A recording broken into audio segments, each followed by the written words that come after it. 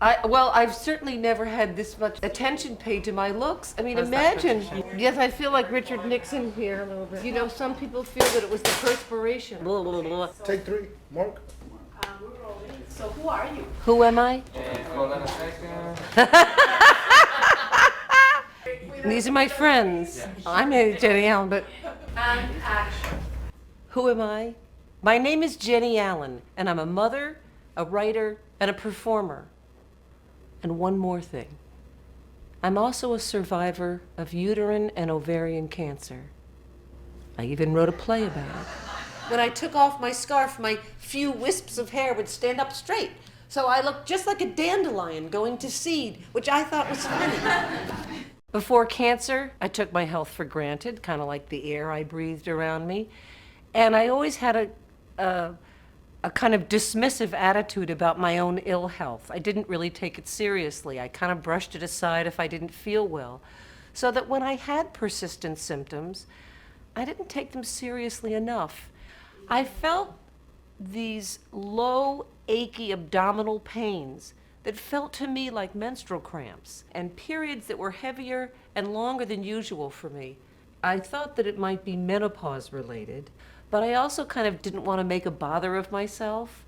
And that attitude really just doesn't apply to your health, it seems to me. And I didn't know what it was, but I kept downplaying it. I never thought I had cancer. My diagnosis was uterine cancer. When I was operated on for the uterine cancer, the surgeon discovered that I also had ovarian cancer. I remember at first feeling almost in denial about being so sick.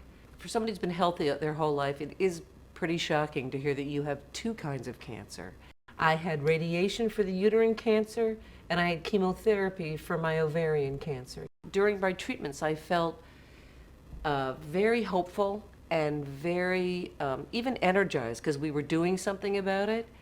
But it was after my treatments when I went home, I felt that a kind of sadness and fear. I was afraid I would get sick again.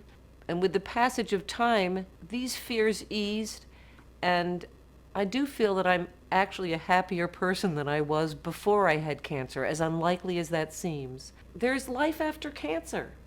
I started taking notes while I was sick, while I was being treated, because I thought if I was a writer, I really couldn't continue to call myself a writer if I didn't take notes about what was happening to me.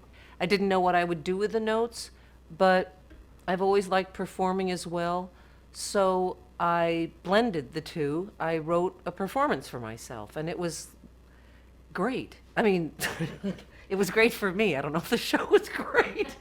I hope the show was great. No, the show. You simply cannot look this healthy and be so sick.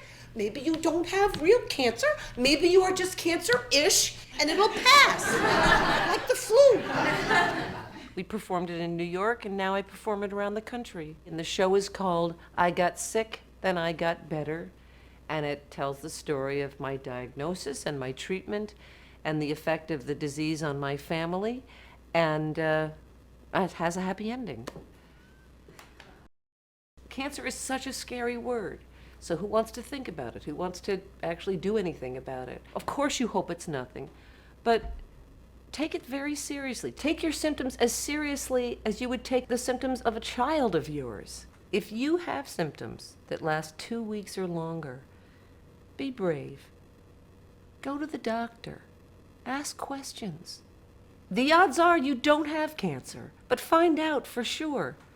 Now I am feeling healthy and happy and hopeful. I want to travel more, I want to write more, and I want to be a really great grandmother. I am so lucky. I got sick, and then I got better.